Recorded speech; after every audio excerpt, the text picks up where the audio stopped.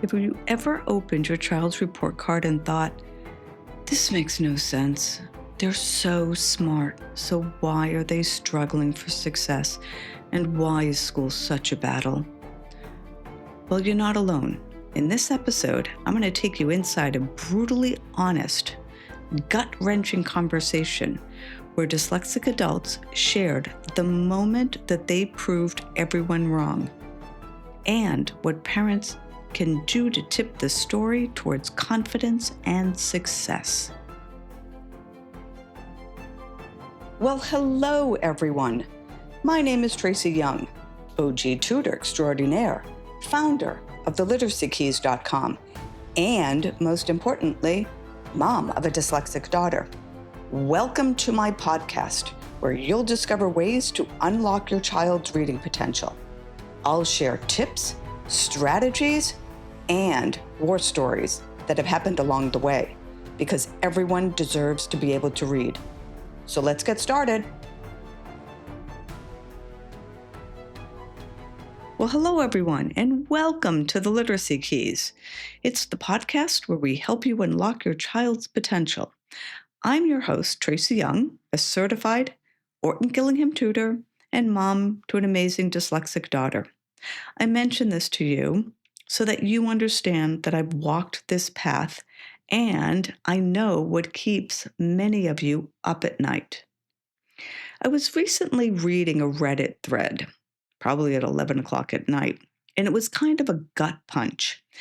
It left quite the impression on me, such that I'm like, I really want to talk about this. Now, the thread probably could have been called Struggling for Success or some variation thereof.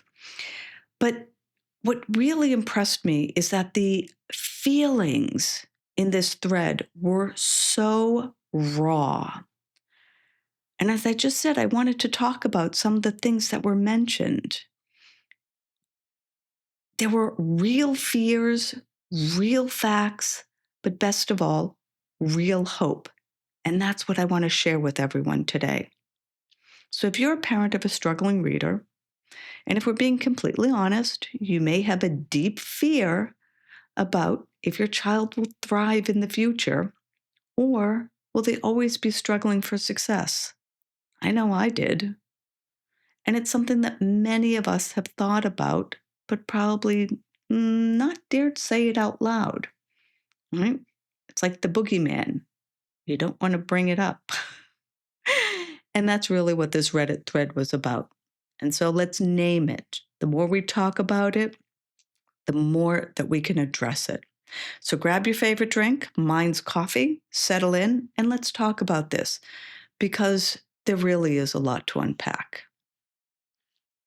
Let's start with the reality that many of you are probably dealing with. You're watching your child or teenager struggle with reading, spelling, writing, and just keeping up in all their classes.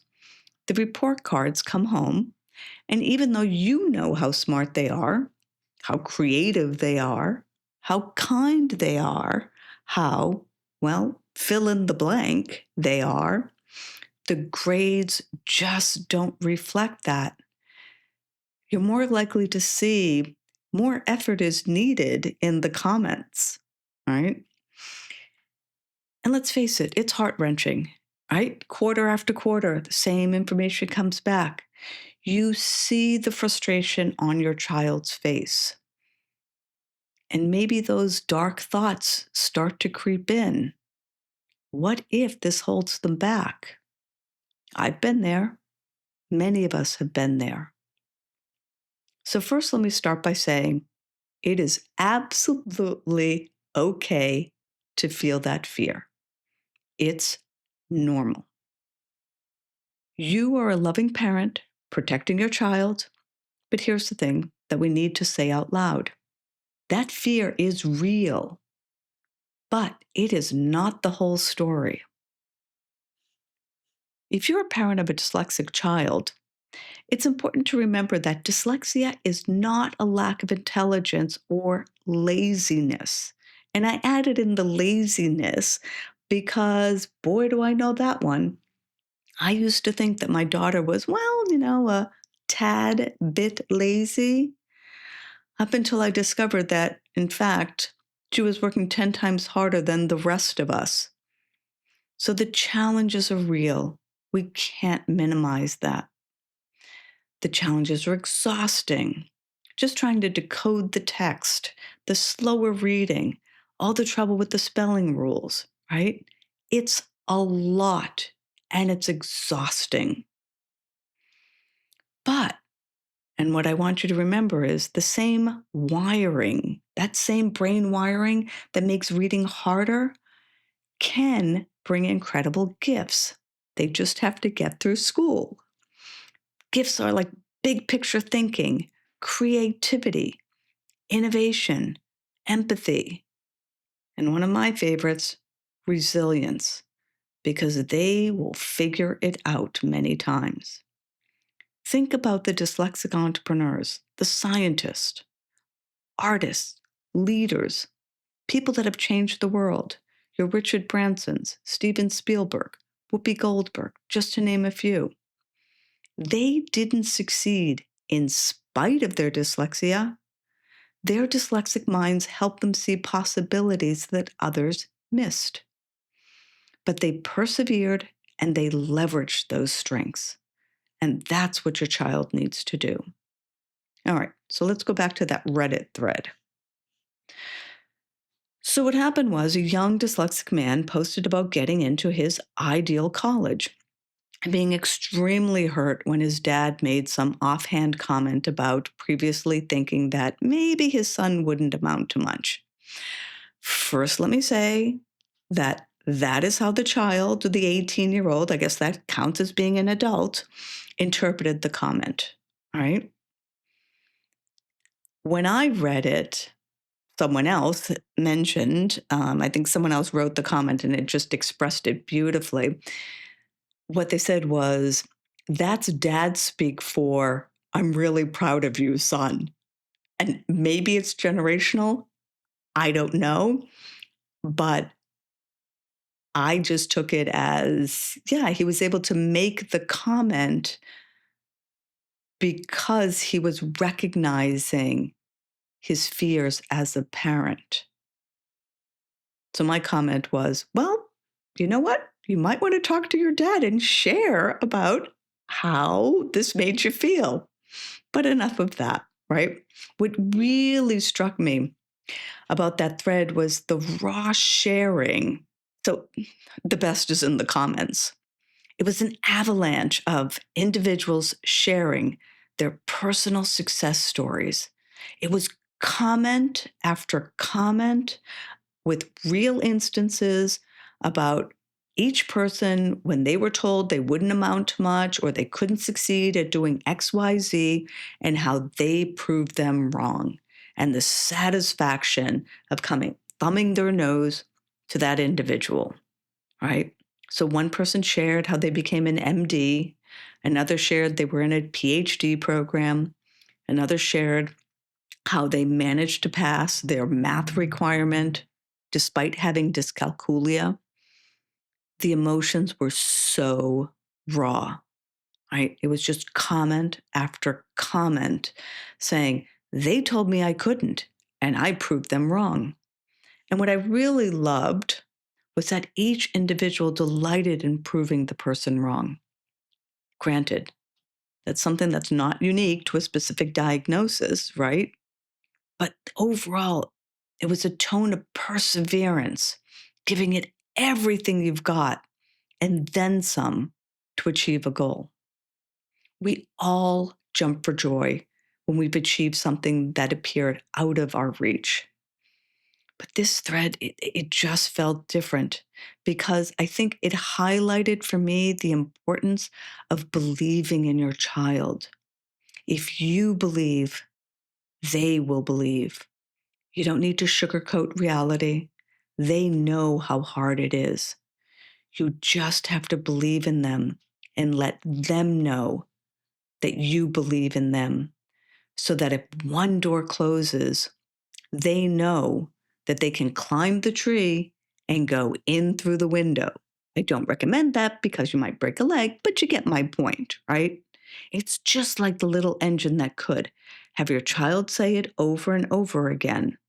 I think I can, I think I can, until they actually do.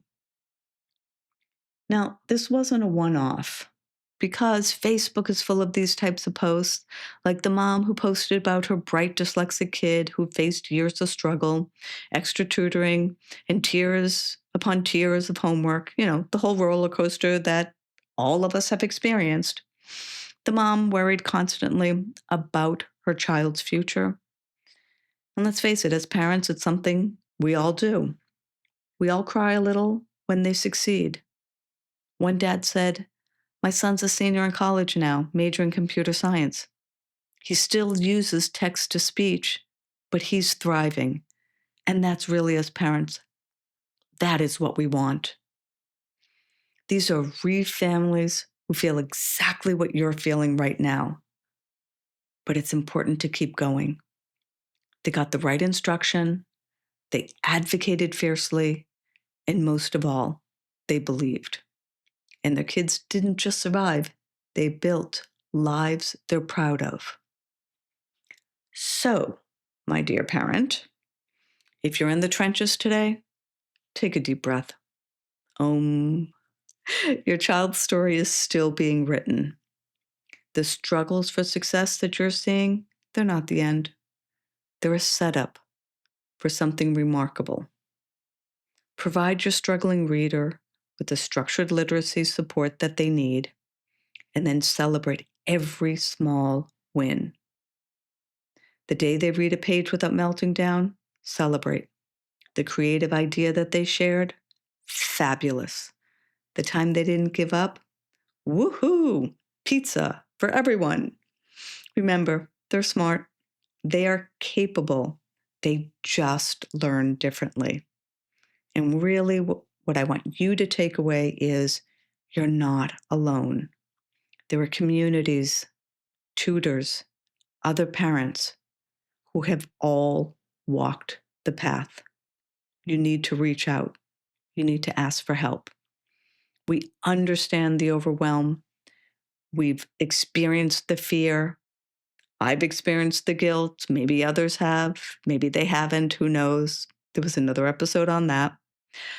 But just from the bottom of my heart, know your child has a bright, wonderful future ahead.